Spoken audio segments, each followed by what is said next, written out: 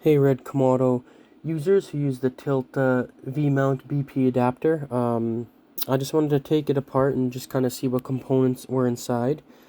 And so far everything looks good, so I'm not sure why Red stopped approving these. The only thing I noticed here with the LEMO connectors is one of these 14.8 ones is not soldered, but I want to know if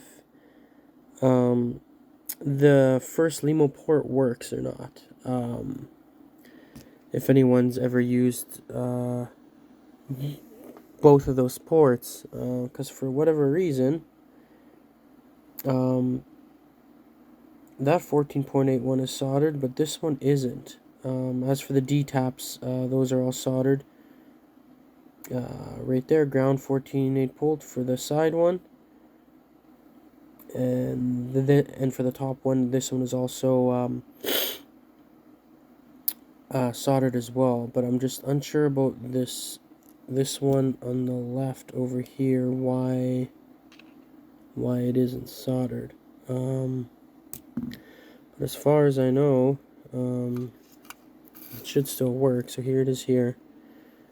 And essentially what I was going to do is I was going to remove the tabs on the bottom just so I get to the non-approved battery message to stop showing up.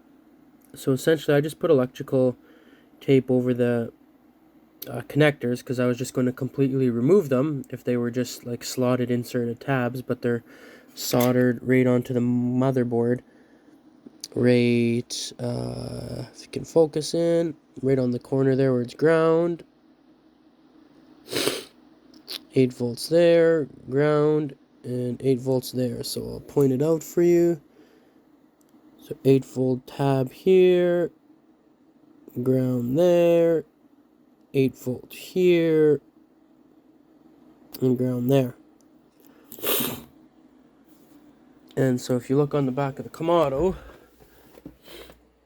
those are the tabs point there. So I guess the other way to kind of remove the prompt battery message would be to just kind of tape these over if you want to do that, but I don't like to touch anything on the hardware side of the Komodo body. So however, with these tabs covered with the contacts, I don't get the non-approved battery showing up because it just treats it as like a V-mount that has a D-tap port to power on the camera, so you don't get the prompt or anything. So yeah, but other than that, that's essentially what I was looking at. The slots on the other side aren't really used for anything except for the power and ground. So you flip it over and only the power and ground is used anyway. So the other 3 ports do not do anything. So yeah, I just kind of wanted to give this kind of quick breakdown. Super easy to take apart. There's only 4 tiny motherboard screws there, which are over here. And there was some hot glue on the LED connector right here. There it is there. I had to peel it off to actually take out the motherboard. So I just put some super glue back on that side, which I'm not sure why they didn't do that in the first place. Probably because to show that it wasn't ever taken apart or something like that. So, but yeah, other than that, that's the only concern I have was if anyone's first LEMO port on the top side,